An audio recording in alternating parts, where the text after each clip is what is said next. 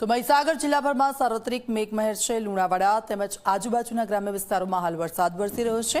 વીરપુર, કડાણા, ખાનપુર તેમજ કોઠંબામાં વરસાદી માહોલ છે। વરસાદને લઈને જિલ્લામાં ખેડૂતોને પાકને જીવનદાન મળ્યું છે। ખેડૂતો ખુશ છે આ વરસાદ વરસ્યો તેને લઈને। વરસાદને લઈને જિલ્લાના ખેડૂતો છે તેમના પાકને ફરી એકવાર જીવનદાન મળ્યું છે, કારણ કે એક સમયનો વિરામ અને ત્યાર પછી ફરી એકવાર આ વરસાદી રાઉન્ડ શરૂ થયો છે। તો મહીસાગરમાં પણ ઓરેન્જ એલર્ટ આપવામાં આવ્યું છે હવામાન વિભાગ તરફથી, અને બધાની વચ્ચે અલગ અલગ જે વિસ્તારો છે મહીસાગરના ત્યાં વરસાદી માહોલ છે। છૂટોછવાયો વરસાદ જોવા મળી રહ્યો છે। વહેલી સવારથી દરેક જગ્યાઓ પર વરસાદ। સંવાદદાતા ભદ્રપાલ અમારી સાથે જોડાઈ ગયા છે। ભદ્રપાલ, કેવો વરસાદ છે ત્યાં?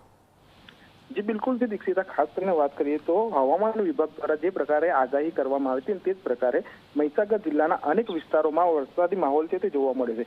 મોડી રાતથી લઈ અને વહેલી સવાર સુધી લુણાવાડા, કોઠંબા, બાલાસિનોર, ગોધર સહિતના જે તાલુકાઓ છે તેમાં 1 ઇંચથી પણ વધુ વરસાદ છે તે મોડી રાતથી લઈ અને વહેલી સવાર સુધી વરસાદ છે તે ખાબક્યો હતો।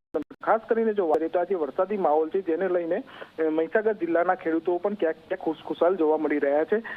આજે જે હવામાન વિભાગ દ્વારા ઓરેન્જ એલર્ટ આપવામાં આવ્યું છે ને તે ઓરેન્જ એલર્ટને લઈને વહીવટી તંત્ર તેમજ અન્ય તંત્ર દ્વારા સતર્ક રહેવાની અપીલ પણ કરવામાં આવી છે। સાથે સાથે કોલેજ શાળાઓને પણ સતર્ક રહેવા, વિદ્યાર્થીઓને પણ સતર્ક રહેવા માટે વહીવટી તંત્ર દ્વારા અપીલ કરવામાં આવી છે। જે રીતે હવામાન વિભાગ દ્વારા ઓરેન્જ એલર્ટ આપવામાં આવ્યું છે જેને લઈને મહીસાગર જિલ્લામાં વરસાદ।